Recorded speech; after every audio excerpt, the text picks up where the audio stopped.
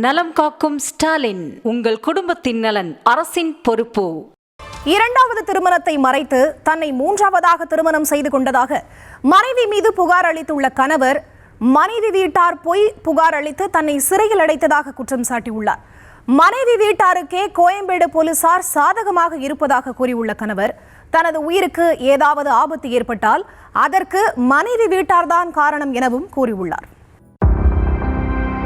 கோவையைச் சேர்ந்த 28 வயது இளைஞர் சதீஷ்குமார் கடந்த 5 ஆண்டுகளாக தனியார் கம்பெனியில் கார் ஓட்டுநராக பணியாற்றி வருகிறார். இந்த நிலையில் காருக்கு எரிபொருள் நிரப்புவதற்காக ஒரு பெட்ரோல் பங்கிற்கு அடிக்கடி சென்று வந்த சதீஷிற்கு அங்கு பணிபுரிந்து வந்த அனிதா என்ற பெண்ணுடன் நட்பு ஏற்பட்டிருக்கிறது. செல்போன் நம்பரை பரிமாறிக்கொண்ட இருவரும் காதலித்து திருப்பதி ஏழுமலையான் கோயிலில் வைத்து திருமணமும் செய்து கொண்டனர். இந்த திருமணத்தில் சதீஷ் வீட்டாருக்கு விருப்பமில்லாத நிலையில் சென்னை நெற்குன்றத்தில் வீடு பார்த்து மனைவியோடு வாழ்ந்து வந்திருக்கிறார் சதீஷ். தனது தந்தைக்கு உடல்நிலை சரியில்லாத காரணத்தால் 10வது படித்த போதே தன் தாய் மாமாவிற்கு தன்னை திருமணம் செய்து வைத்ததாகவும், வயதை காரணம் காட்டி அந்த திருமணமும் ஏற்றுக்கொள்ளப்படவில்லை என்றும், தானும் தாய் மாமாவோடு வாழவில்லை என்றும் சதீஷிடம் அனிதா கூறியதாக சொல்லப்படுகிறது. சிறு வயதில் பெற்றோர் அவசரப்பட்டு செய்த தவறுதானே என்று எண்ணி பெரிதுபடுத்தாமல் அனிதாவை திருமணம் செய்த நிலையில் அவர்களுக்கு ஒரு ஆண் குழந்தையும் பிறந்துள்ளது. இதற்கிடையே சதீஷ் யாரென அக்கம் பக்கத்தினர் கேட்டபோது ரகுவின் தம்பி என அனிதா கூறியதாக தெரிகிறது. கல்யாணம் ஆன புதுசில் அந்த பொண்ணு ஒரு மேரேஜ் ஆனது எனக்கு தெரியும். அது எப்படின்னா லைட்டாக தான் சொன்னாங்க. அதை நினைஞ்சு நானும் கல்யாணம் பண்ணிட்டேன். அதுக்கப்புறம் நாளடைவில் பார்த்தீங்கன்னா அந்த பொண்ணுக்கு ஆல்ரெடி இன்னொரு மேரேஜ் ஆயிருக்குன்னு சொல்கிறாங்க. ரகு யாரென விசாரித்த போது அது அனிதாவின் 2வது கணவர் என அக்கம் பக்கத்தினர் கூறியதால் அதிர்ச்சியடைந்த சதீஷ்குமார் மனைவியிடம் சண்டை போட்டிருக்கிறார். திட்டமிட்டு தன்னை ஏமாற்றி விட்டதாக கூறி மனைவி அனிதா மீது சதீஷ்குமார் போலீசில் புகார் அளித்திருக்கிறார். இதனையடுத்து இருவரும் பிரிந்த நிலையில் குழந்தையை பார்க்க சென்ற சதீஷை அனிதாவின் சகோதரரும் தாயும் தாக்கியதாக கூறப்படுகிறது.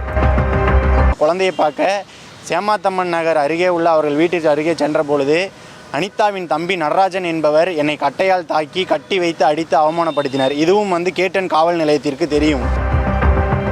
ஆனால் அனிதாவை தான் அடித்ததாக பொய் புகார் கொடுத்து தன்னை சிறையில் அடைத்ததாக கூறிய சதீஷ், அனிதாவிற்கு ஆதரவாக கோயம்பேடு போலீசார் செயல்படுவதாகவும், தன் உயிருக்கு ஏதாவது ஆபத்து நேர்ந்தால் அதற்கு மனைவி வீட்டார்தான் காரணம் எனவும் குற்றம் சாட்டியிருக்கிறார்.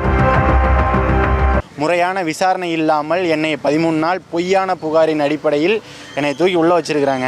அதுக்கு பாதிக்கப்பட்ட எனக்கு நியாயம் வேண்டும் என்று நான் கேட்டுக்கொள்கிறேன். காவல்துறை மூலம் அச்சுறுத்தினாலோ என் உயிருக்கு ஏதாவது ஆபத்து ஏற்பட்டாலோ அதற்கு முழுக்க காரணம் அந்த பெண் வீட்டார், பெண்ணின் அம்மா திருமதி அமுதா வெங்கடாச்சலமும் அவரது தம்பி நடராஜன் மற்றும் கேட்டன் காவல் நிலைய அதிகாரிகள் மட்டுமே அதற்கு காரணமாக இருப்பார்கள்.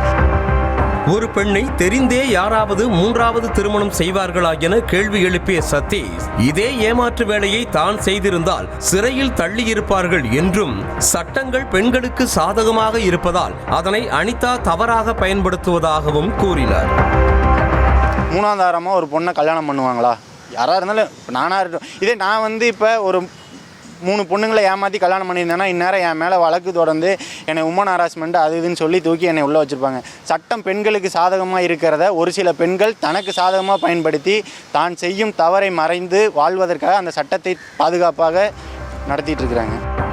இது ஒருபுறம் இருக்க, சதீஷின் நண்பர்தான் ரகு என்றும் அனைத்து உண்மைகளையும் தெரிந்துதான் தன்னை திருமணம் செய்தார் எனவும் அனிதா தரப்பில் கூறப்படுகிறது. நியூஸ் தமிழ் செய்திகளுக்காக செய்தியாளர் முரளி. நலம் காக்கும் ஸ்டாலின், உங்கள் குடும்பத்தின் நலன் அரசின் பொறுப்பு.